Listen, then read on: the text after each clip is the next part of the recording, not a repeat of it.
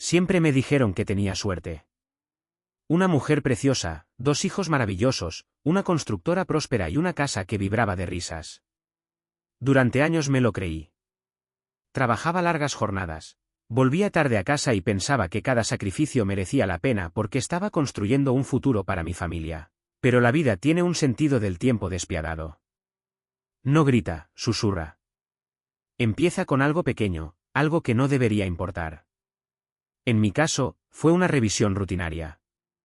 Mi médico me recomendó una prueba genética por si había riesgos hereditarios. Ayudará a predecir la salud futura de los niños, me dijo. Accedí sin pensarlo 2 veces.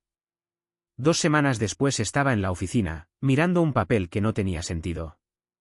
Probabilidad de relación biológica, 0%. No una vez, sino 2. Ambos niños. Al principio me reí. Una carcajada hueca y temblorosa. Pensé que habría alguna confusión en el laboratorio. Llamé a mi mujer, Elena, de inmediato. Su voz sonó serena, demasiado serena. No digas tonterías, Marcos, dijo. Será un error. Estás exagerando, como siempre. Pero había un temblor bajo sus palabras. Lo noté. Esa noche no pude dormir. Miré a mis hijos, Hugo y Lucas, durmiendo en paz, el pequeño con su dinosaurio favorito entre los brazos. El corazón me dolía de amor, pero la cabeza me martilleaba con preguntas a las que no quería enfrentarme. A la mañana siguiente pedí una segunda prueba. Esta vez en otro laboratorio. Mismo resultado. La misma verdad imposible. Elena lo minimizó otra vez. Incluso se enfadó, de veras, furiosa. «Me acusas de algo repugnante», gritó. «Después de todo lo que he hecho por esta familia». Sus palabras golpearon como cristales rotos. Cortantes. Entonces observé algo, no preguntó cuál prueba, ni cuándo, ni cómo. Ni siquiera pareció sorprendida. Y en ese silencio caí en la cuenta de algo aterrador. No era un error. Era un secreto que llevaba guardando más de 10 años. Pero si pensaba que iba a estallar o a tirar todo por la ventana, no me conocía tan bien. No. No iba a destrozarlo todo en un arrebato. Iba a desenmarañarlo, pieza a pieza. Los días siguientes fueron como vivir dentro del sueño de otra persona, las mismas caras, las mismas paredes, pero nada parecía real. Cada sonrisa de Elena me parecía ahora una máscara, demasiado perfecta, demasiado ensayada. Los niños eran lo único constante, sus risas, su confianza. Eso fue lo que me impidió perder el control. En el trabajo me volqué en planos y presupuestos. Necesitaba pensar con claridad, no sentir. Mi socio, Raúl, notó mi silencio. Era mi mejor amigo, o eso creía. Levantamos la empresa desde cero. Estuvo en mi boda. Mis hijos le llamaban tío Raúl. ¿Todo bien, tío? Preguntó una mañana, apoyado en el marco de la puerta de mi despacho, con su sonrisa habitual. Forcé una sonrisa. Sí, solo estoy cansado. Se rió. ¿Tú? ¿Cansado? Eso sí que es nuevo. Su tono era ligero, pero sus ojos se desviaron hacia mi móvil, sobre la mesa, con el nombre de Elena en la pantalla, un mensaje nuevo. Su sonrisa titubeó apenas un instante antes de volver. Fue sutil, pero lo vi. Algo en el estómago se me encogió. Esa noche repasé fotos antiguas en el teléfono, cumpleaños, veranos en la costa, cenas de empresa. En demasiadas de ellas estaba Raúl. Siempre cerca de Elena. Demasiado cerca. Sonriendo demasiado. Intenté convencerme de que estaba imaginando cosas. Pero a la mañana siguiente, mientras Elena se duchaba, su móvil vibró en la mesilla. Un mensaje de Guerre. Hoy no puedo hablar. Está sospechando. Me quedé helado. El corazón me retumbaba en los oídos. No lo abrí. No hacía falta. Cuando Elena salió del baño, le tendí el teléfono con calma. ¿Tienes un mensaje?, dije. Lo miró y se quedó pálida. Luego, increíblemente, sonrió con ironía. ¿Ahora revisas mi móvil? Qué poca confianza, Marcos. Quise gritar. Pero simplemente asentí y salí del dormitorio. En ese momento decidí que no volvería a enfrentarla hasta tenerlo todo, pruebas, motivos, fechas. Si ella y Raúl habían tejido una red de mentiras, pensaba desenredarla hilo a hilo hasta quedarme solo con la verdad. Y cuando la expusiera, no solo pondría fin a la mentira. La desmontaría con inteligencia. Porque la traición puede destruir la confianza. Pero la inteligencia destruye el engaño. Aprendí pronto en los negocios que quien más grita suele ser el más débil. Así que me quedé en silencio. No discutí, no acusé. Sonreí, trabajé, hice el papel del marido leal, y todo el tiempo observé. Elena parecía casi aliviada. Mi calma repentina le devolvía la confianza. Empezó a salir con amigas más a menudo, reír más alto, arreglarse con más esmero. La misma mujer que antes decía estar muy cansada para salir a cenar ahora tenía energía para noches misteriosas que no llegaba a explicar. En la empresa empecé a estudiar a Raúl como estudio los contratos, buscando pequeñas incoherencias. Evitaba mirarme. Las llamadas de Elena lo llevaban a otra habitación. Una vez, incluso, la llamó por error desde su reloj inteligente sin darse cuenta de que yo estaba cerca. Colgó tan rápido que parecía que el aparato le quemaba la mano. Aún así, la sospecha no es prueba. Y no iba a destrozar vidas por una corazonada. Entonces acudí a alguien en quien confiaba ciegamente, la contable de la empresa, Julia. Aguda, discreta y leal. Llevaba años trabajando con nosotros. Julia, le dije una tarde, ¿puedes mirar si ha habido pagos irregulares de la empresa?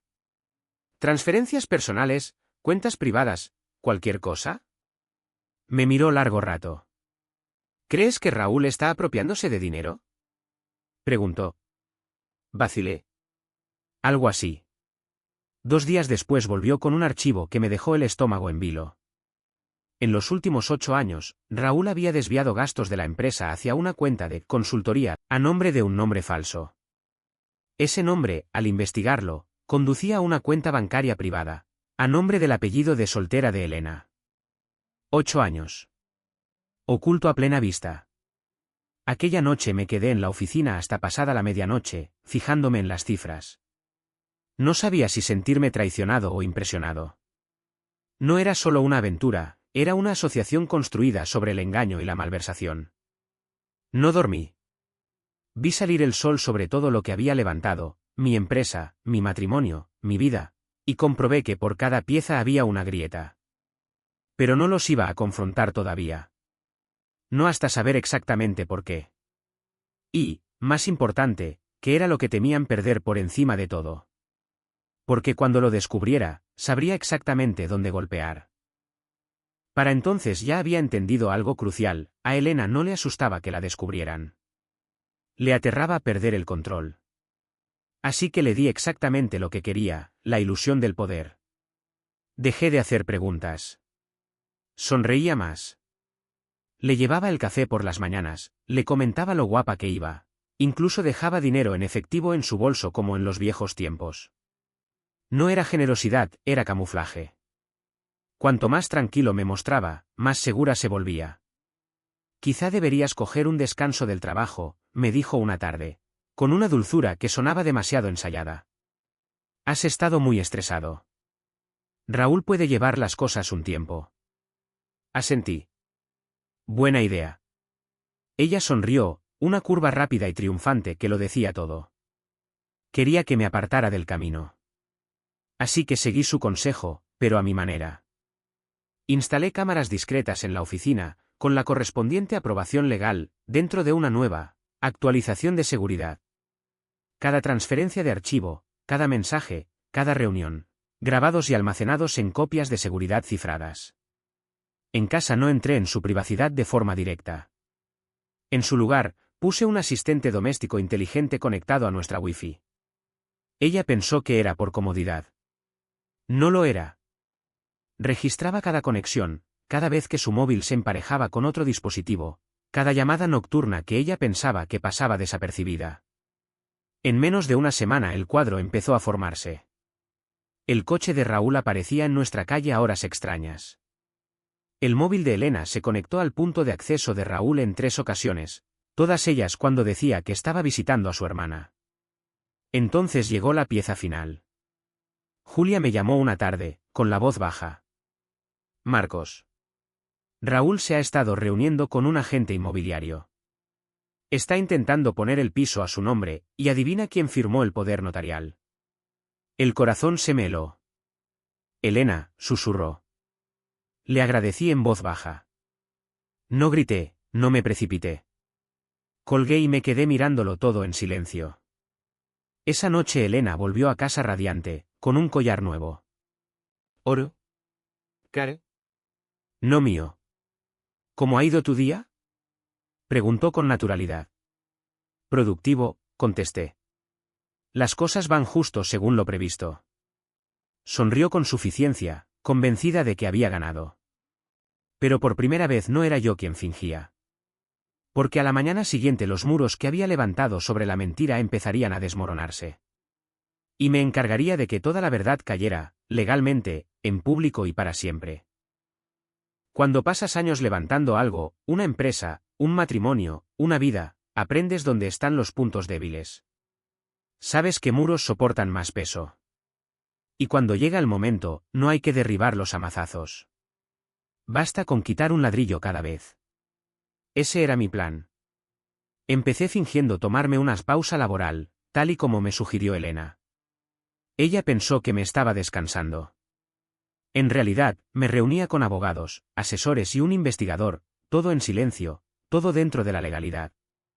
Cada documento que necesitaría para proteger la empresa, el piso y a los niños se iba preparando, firmando y sellando sin que ella lo supiera. Elena seguía actuando como si el mundo le perteneciera. Reía más en las cenas, soltaba comentarios sobre que Raúl ha asumido más responsabilidades últimamente. Su tono era cortante, casi burlón. Había dejado de disimular su irritación conmigo. Quizá deberías dejar que gente que sabe lo que hace lleve los asuntos, dijo una noche. Raúl tiene visión. Sonreí. Quizá tengas razón. Igual la tiene. Sus ojos se entrecerraron buscando sarcasmo. No lo encontró. A la mañana siguiente le entregué a Raúl un paquete de documentos. He estado pensando, dije. Has trabajado mucho. Hagamos las cosas oficiales. Me aparto un tiempo. Se quedó boquiabierto. ¿En serio? En serio. Ni siquiera leyó la letra pequeña. Simplemente firmó, ansioso, avaricioso, descuidado. La letra pequeña lo decía todo. Transfería la responsabilidad operativa completa a él, y la plena responsabilidad, liability, por cualquier irregularidad financiera durante su mandato. La empresa quedaba protegida. Él no. En pocos días las trampas comenzaron a cerrarse. Elena empezó a hacer más preguntas. ¿Por qué le has dado tanto control a Raúl? Confío en él, contesté simplemente. Su rostro se congeló por un instante, una grieta en su arrogancia. No le gustó la respuesta.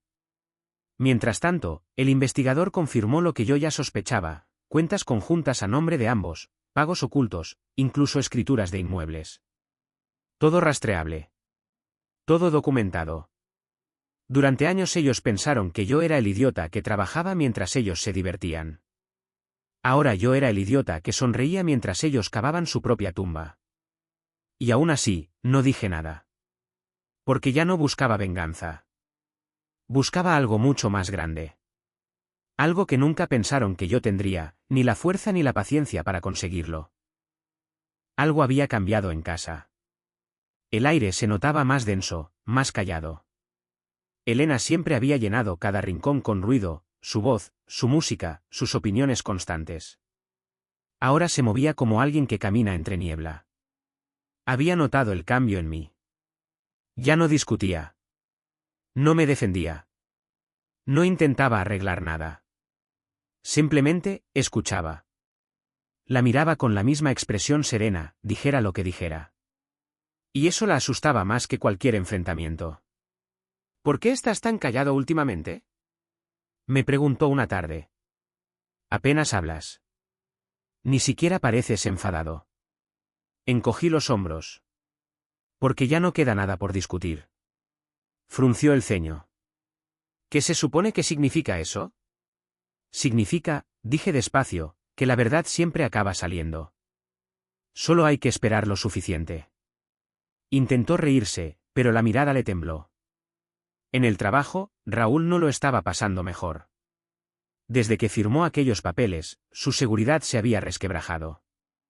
Se le notaba en cómo evitaba las reuniones, en el sudor del cuello cuando venían los auditores. Yo le había pedido a Julia que iniciara una revisión interna rutinaria, nada ilegal, política estándar. Suficiente para ponerle nervioso. Y entonces llegó el giro que no esperaba. Una mañana me llamó un abogado, no el mío, el de ellos.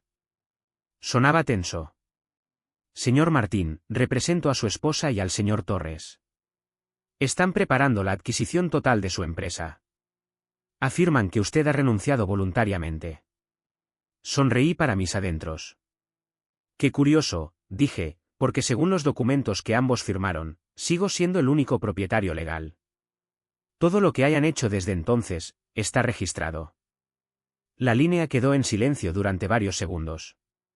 Luego, un escueto, ya veo. Elena debió de entenderlo enseguida, porque esa misma noche estalló. «Me has engañado», gritó. «Nos has tendido una trampa». La miré con calma. «No, Elena. Te engañaste tú sola. Simplemente no esperabas que dejara de hacerme el tonto». Por primera vez, no parecía enfadada. Parecía asustada. Y, aún así, en ese momento no sentí triunfo. Solo tristeza, y una extraña sensación de libertad. Porque entonces comprendí que aquella historia ya no iba solo de traición. Iba de transformación.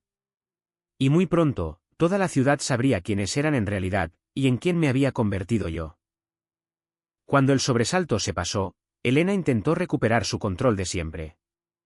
Cocinó cenas más elaboradas, bromeó, e incluso se disculpó una vez, aunque sonó más a estrategia que a arrepentimiento.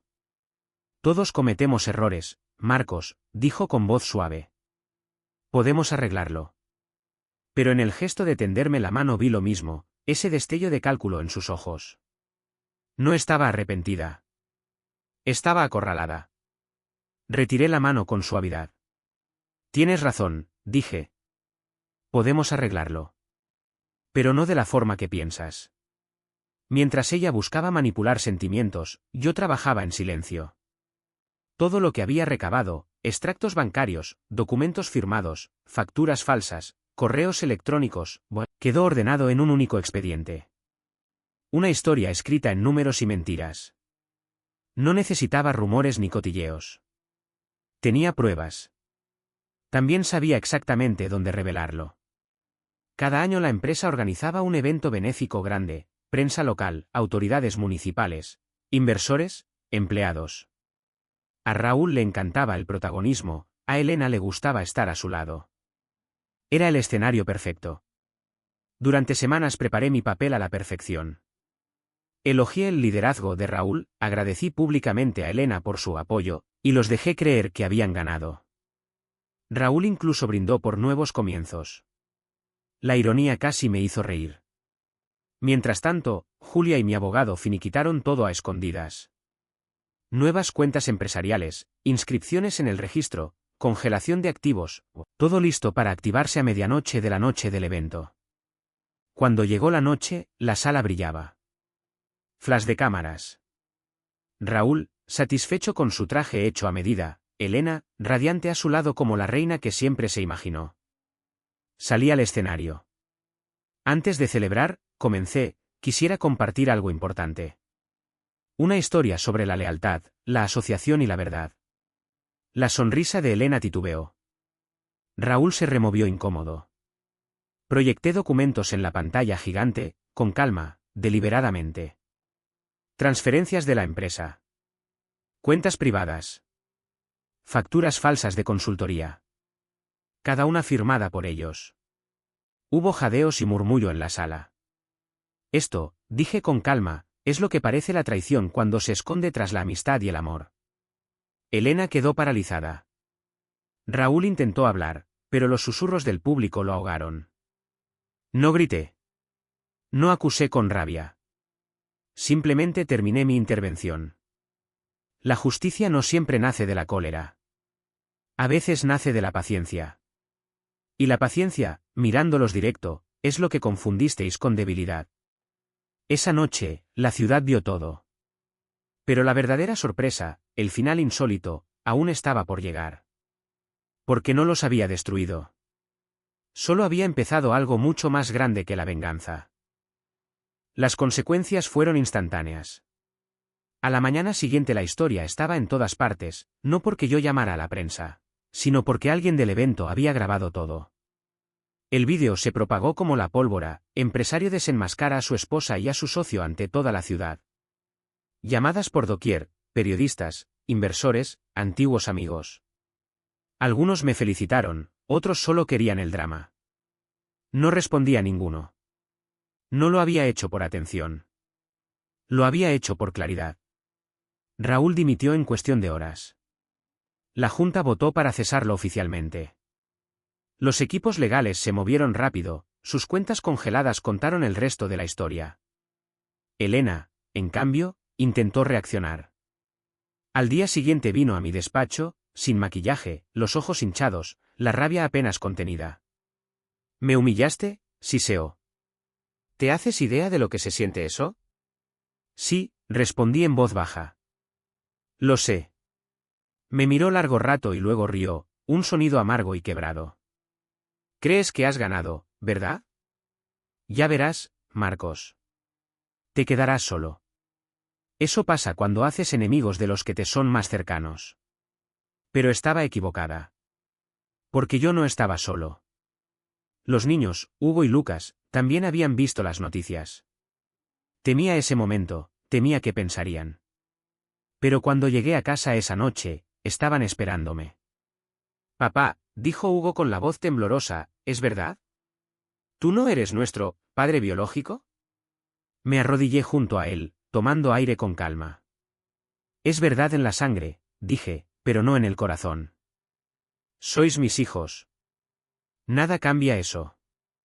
Lucas fue el primero en abrazarme. Luego Hugo se sumó. Y en ese abrazo comprendí algo poderoso, la verdad no destruye familias. Las mentiras sí. Las semanas siguientes fueron un caos para Elena y Raúl, investigaciones, audiencias legales, la vergüenza pública. Yo mantuve la calma, educado, profesional, distante. Sin venganza, sin rencor. Transferí la propiedad parcial de la empresa a un fondo benéfico a nombre de los niños, una fundación para ayudar a menores procedentes de hogares fragmentados. El anuncio dejó a todos boquiabiertos. La misma empresa, construida sobre la traición, pasaba a construir esperanza. Cuando un periodista me preguntó por qué, respondí simplemente, porque sanar es convertir el dolor en propósito. Elena observó la rueda de prensa desde la distancia, con el rostro impenetrable. Ella esperaba rabia. En su lugar encontró redención. Pero aún no había visto mi jugada final, la que pondría fin a nuestra historia de una manera que nadie habría imaginado. Cuando el polvo comenzó a sentarse, Lena había perdido casi todo lo que le daba poder, reputación, dinero, control. Pero lo que no había perdido era su orgullo. Y eso, me di cuenta, era lo único que todavía veneraba. Se negaba a abandonar la casa, se negaba a firmar los papeles de separación.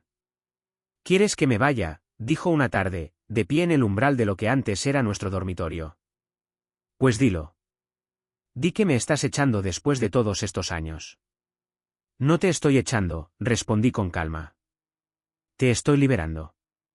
Se burló. ¿Liberando? Has arruinado mi vida. Negué con la cabeza. No, Lena. Has arruinado una versión de ella. Pero yo tengo algo mejor para ti. Ella entrecerró los ojos. ¿Qué se supone que significa eso? Le entregué un sobre. Dentro había un documento legal, en realidad, era una oferta de trabajo. La nueva fundación benéfica que había creado en nombre de nuestros hijos necesitaba un director. Un rostro público. Y yo la había elegido a ella. Lena lo miró, sin palabras. Estás bromeando. No, dije.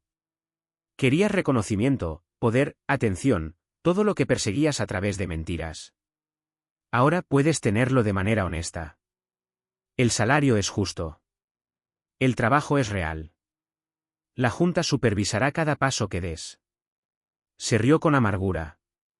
¿Crees que trabajaría en tu proyecto de caridad por compasión? No, respondí suavemente.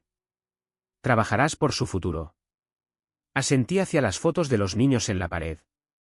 Porque cada hora que pases arreglando lo que rompiste, se lo estarás devolviendo a ellos. Por primera vez, no tuvo respuesta. Solo silencio. Pasaron semanas. Y, una mañana, apareció en la oficina de la fundación. Firmó los papeles. Empezó a trabajar. La prensa lo calificó como una historia inspiradora de redención.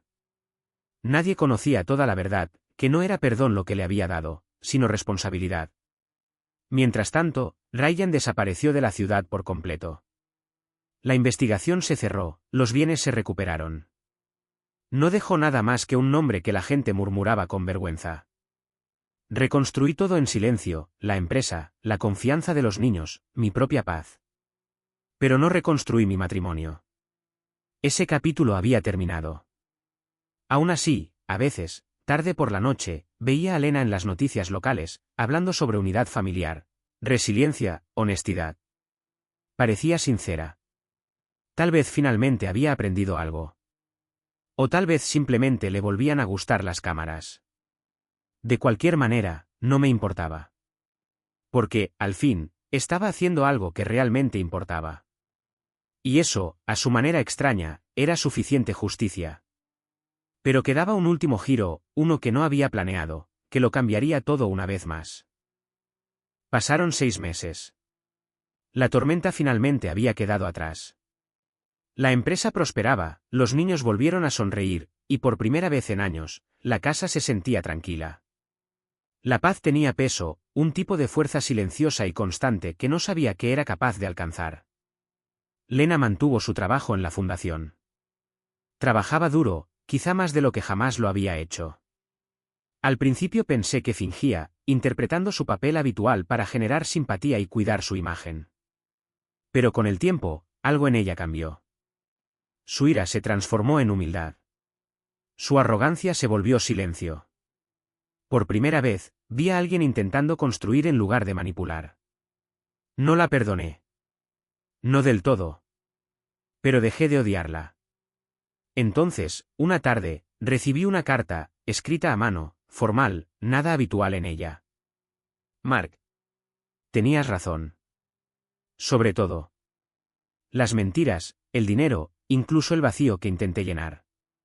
Pensaba que el control era fuerza, pero solo me hacía pequeña. La fundación es lo primero que hago y que se siente real.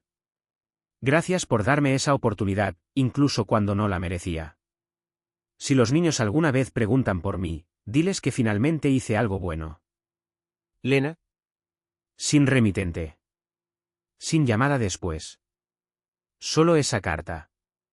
Una semana más tarde, la Junta me informó de que Lena había dimitido. Había donado todo el sueldo que había recibido de vuelta al fondo de la fundación, de manera anónima. Y luego desapareció. Sin drama, sin titulares, sin rastro. No la busqué. Porque, por primera vez, no quedaba nada por descubrir. Cada verdad había salido a la luz. Cada secreto había encontrado su final. Ahora, cuando la gente me pregunta cómo logré no venirme abajo, les digo la verdad. La venganza te da satisfacción por un momento. La justicia te da paz para toda la vida. Y el amor, ese que no se basa en la sangre ni en las mentiras, te da todo lo demás. Los niños y yo seguimos visitando la fundación de vez en cuando.